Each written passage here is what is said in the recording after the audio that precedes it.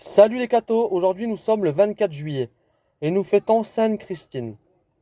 Christine était une enfant de 10 ans.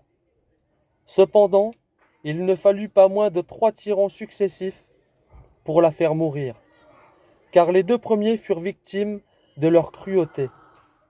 Elle avait pour père un gouverneur romain, nommé Urbaine. Très attachée au culte des faux dieux, Christine, inspirée d'en haut, après avoir ouvert les yeux à la vraie foi, enleva toutes les idoles d'or et d'argent que son père adorait dans sa maison, les mit en pièces et les donna en aumône à de pauvres chrétiens.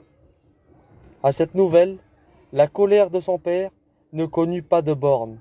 Elle fut souffletée, fouettée, déchirée avec des griffes de fer.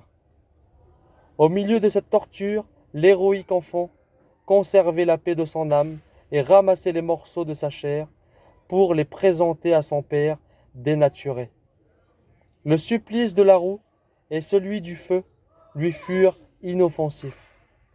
Un ange vint ensuite dans la prison de Christine guérir ses plaies. Son père tenta un dernier effort. Il la fit jeter dans le lac voisin avec une pierre au cou. Mais un ange la conduisit saine et sauve au rivage. Ce nouveau prodige irrita tellement le père barbare que le lendemain, on le trouva mort dans son lit. Un nouveau gouverneur fut l'héritier de sa cruauté.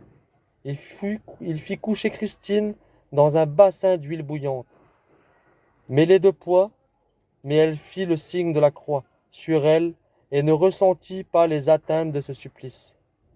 Après de nouvelles tortures, on la conduisit dans le temple d'Apollon. Dès qu'elle y entra, l'idole se brisa en pièces, et le tyran tomba raide mort.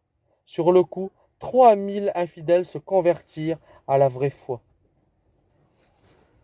La courageuse martyre dut être présentée devant un troisième juge, qui eut à cœur de venger la honte et la mort de ses 2 prédécesseurs.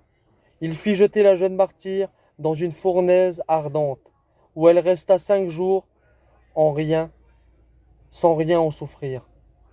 Les bourreaux, à bout d'expédients, la laissèrent en prison au milieu d'une quantité de vipères que ne lui firent aucun mal. On lui coupa la langue sans qu'elle perdît l'usage de la parole. Enfin, attachée à un poteau, elle fut percée de flèches. Que Dieu vous bénisse, et à plus les cathos!